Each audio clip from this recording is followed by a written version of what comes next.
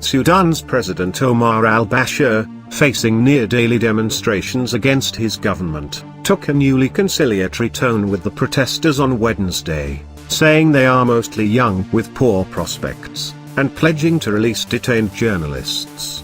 Bashir's remarks appeared to be part of a new strategy to soften the government's stance toward the protests after the defense minister and prime minister made similar remarks in recent days.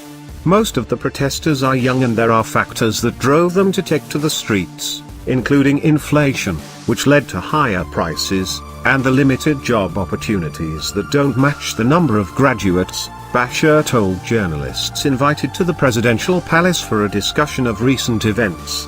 The remarks are a dramatic contrast to Bashir's previous demand for the rats to go back to their holes.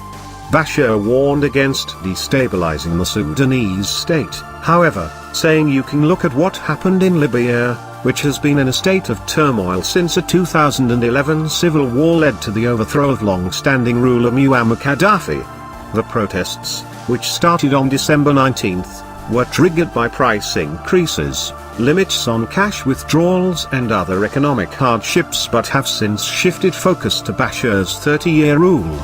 Police officers have used tear gas and occasionally live bullets to disperse the demonstrations. Human rights activists say at least 45 have been killed. The government puts the death toll at 30, including 2 security personnel. Political activists, civil society members and journalists have been detained.